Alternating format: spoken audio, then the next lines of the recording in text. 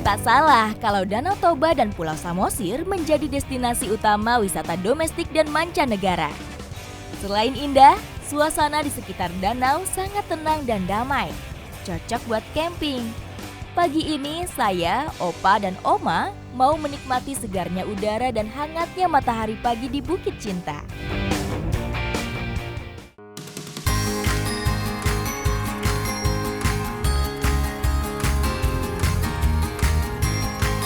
Tak hanya indah dipandang, Danau Toba menyimpan potensi bawah air yang melimpah. Nelayan-nelayan danau mempunyai banyak cara untuk menangkap ikan, salah satunya dengan mandurung.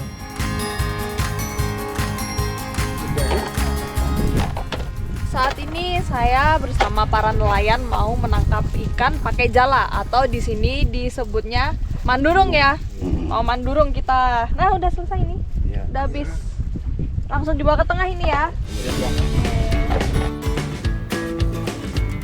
Tradisi mandurung dilakukan dengan menebar jaring ikan dari tepi pantai. Tradisi pencarian ikan ini biasanya dilakukan secara berkelompok karena jaring yang digunakan cukup panjang. Saya sedang menggunakan jaring yang panjangnya 100 meter ya Pak ya? Iya. Panjang sekali nih. Jadi habis diturunkan nanti kita jaringnya dibentuk melingkar.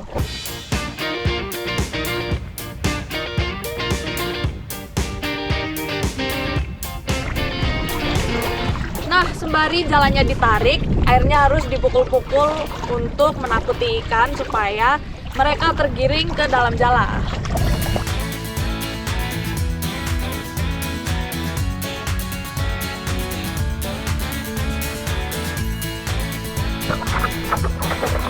Nah, jadi alat yang dipakai untuk memukul-mukul air ada dua. Yang ini namanya obuk-obuk karena suaranya obuk, obuk gitu. Boleh pinjam nggak Om? Boleh. Nah, kalau yang ini namanya kursuk-kursuk karena sesuai sama suaranya juga, kursuk-kursuk gitu ya Om ya? Iya. Lanjut Om. Ayo. Ikan sangat peka dengan suara gaduh di dalam air. Cara ini akan membuat ikan takut dan kabur, sehingga menabrak ke arah jaring. Nah, setelah kedua ujung dari jala ini bertemu, yang di sebelah sini dijaga, sedangkan yang di bagian tengah di bawah mendekat ke bagian ujung. Nah,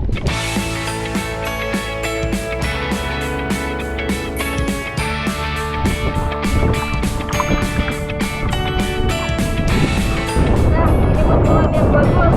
Semoga di jaring ini kita mendapat ikan yang banyak. Nah, ikan pertama nih Bang. Ya.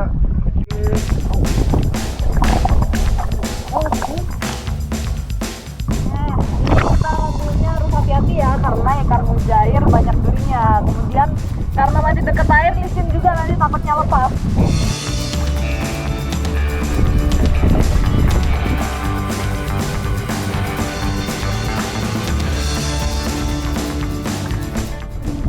Nah, saat para nelayan menjaring di Danau Toba, banyak ikan red devil yang ikut terjaring. Tapi biasanya langsung dibuang karena ikan ini mengganggu perkembangbiakan ikan mujair. Selain itu di pasaran juga nggak laku karena banyak durinya. Menangkap ikan di alam memang penuh tantangan. Selain faktor keberuntungan, cuaca sangat menentukan jumlah tangkapan nelayan.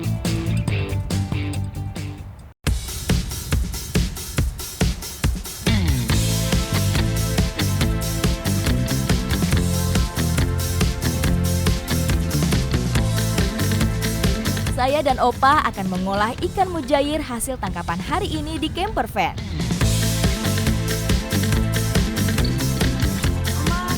Ini ikannya udah bersih.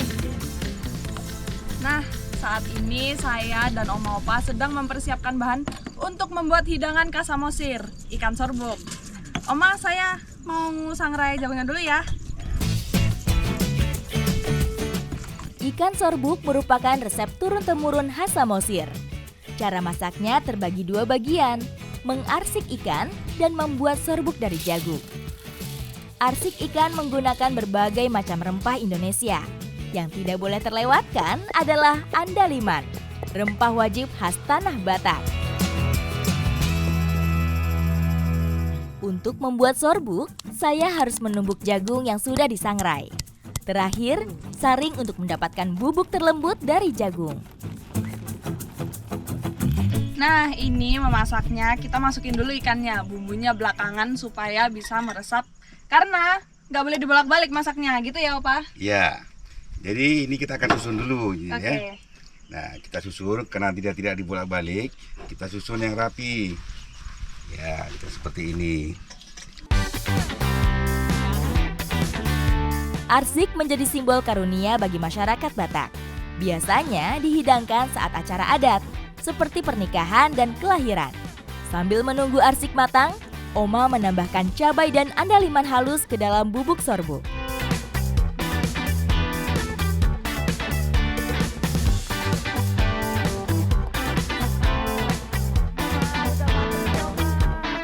Setelah matang, taburi ikan dengan bubuk sorbuk yang sudah dicampur bumbu.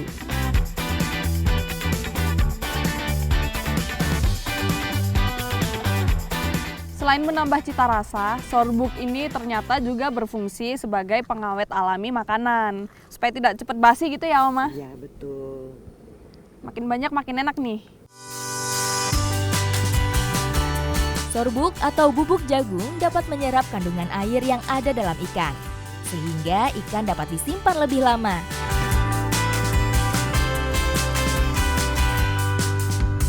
Daging ikannya lembut sekali dan pedas karena sebelum ditaburin sorbuk, dia diarsik dulu. Kemudian bumbu sorbuknya menambahkan aroma dan tekstur, jadi lebih gurih dan wangi. Ikan yang disorbuk merupakan cara pengawetan tradisional, sehingga olahan ini dulunya sering dijadikan bekal nelayan yang mencari ikan seharian. Menikmati hidangan khas Samosir ditambah view yang seindah ini tentunya menambah selera makan kita. Apalagi dimakannya bersama-sama. Rasa kekeluargaan kita semakin erat jadinya ya. Ikuti jejak saya, jejak petualang.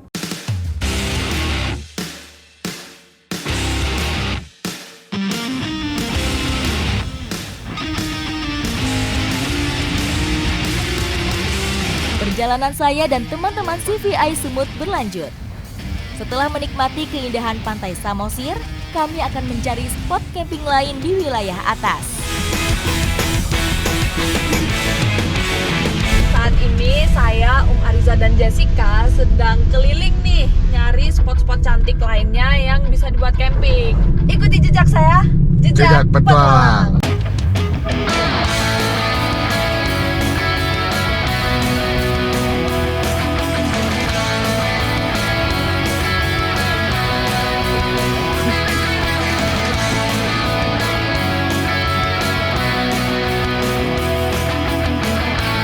Meskipun camping kita menjauh ke arah perbukitan, keindahan Danau Toba masih tetap terlihat.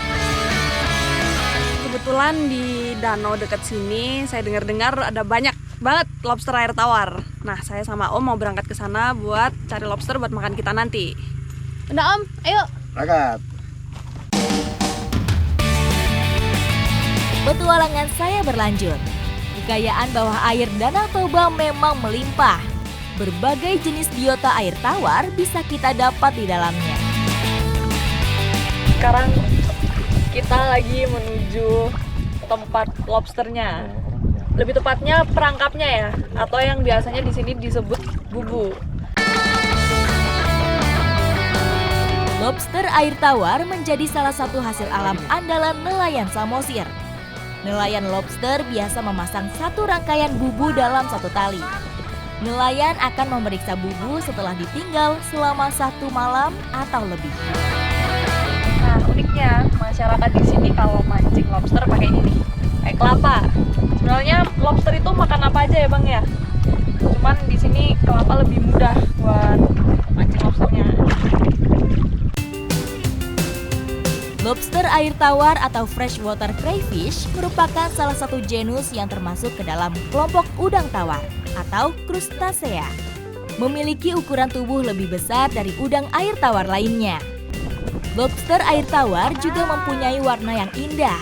Ada biru kehijauan, hijau kemerahan, dan biru laut dengan bercak kemerahan. Lobster air tawar memang menyerupai lobster laut. Namun ukuran tubuhnya lebih kecil dan bentuk capitnya sangat berbeda. Woi, ada isinya bang, ada 2 lagi. Satunya kecil tapi ya, nggak apa-apa deh. Jadi ternyata lobster di sini itu bukan hewan endemik, melainkan dia disebar pada sekitaran tahun 2000-an ya bang ya. Cuman ternyata perkembangannya pesat banget, makanya jadi salah satu mata pencarian para nelayan di sini. Habitat lobster air tawar adalah danau, rawa, atau sungai air tawar yang terdapat tumbuhan airnya. Itu ada yang putus. Putus ini ya? Iya. Wah, sayang nih kalau ada lobsternya nih.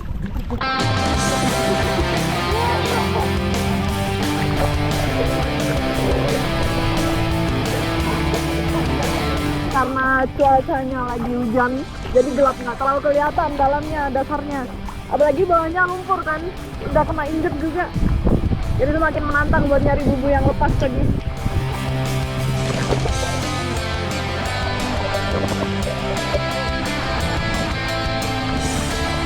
Bang, ketemu! Wah, untung aja. Isinya gede-gede lagi. Bang, balik yuk.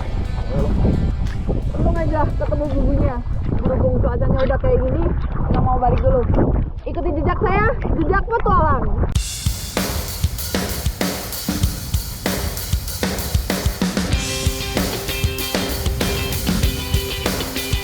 Memasak merupakan salah satu aktivitas menyenangkan yang bisa dilakukan ketika camping.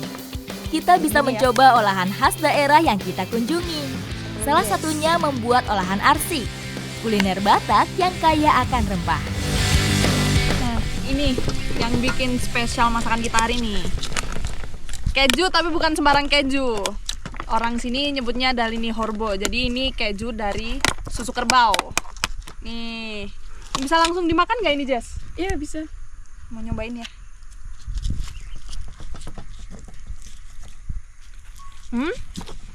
Karena dasarnya suka keju jadi enak sih. Cuman agak pahit ya ini kejunya, bukan kayak tipikal keju biasa yang asin gitu loh. Iya. Itu yang buat dia berbeda. Unik ya. Enak juga ternyata. Habis ini nanti lama-lama di tangan aku. Nah, ini buat masak. Kita simpan dulu. Bumbu arsik harus ditumis terlebih dahulu sampai harum. Barulah lobster dicampur bersama bumbu. Tambahkan air sebagai kuahnya. Warna kuning dari kunyit menjadi ciri khas olahan arsik.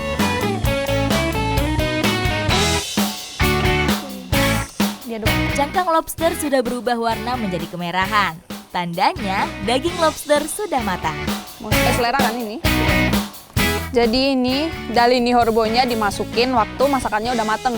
Karena dia teksturnya lembut, jadi biar nggak hancur di masakannya. Langsung dah.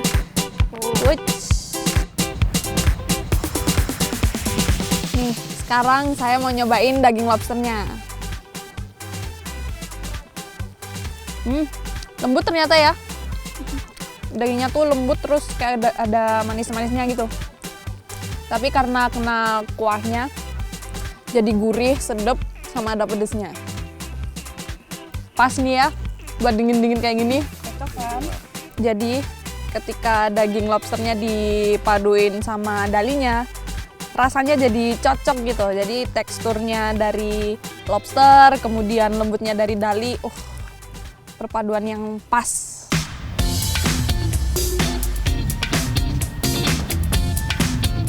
Pulau Samosir selain alam yang indah, kulinernya juga enak.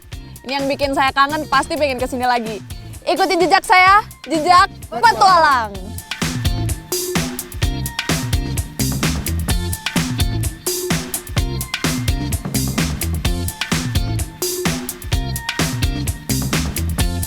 Nah, dengan minum orange juice, tubuh kita bisa jadi lebih segar karena kaya akan vitamin C.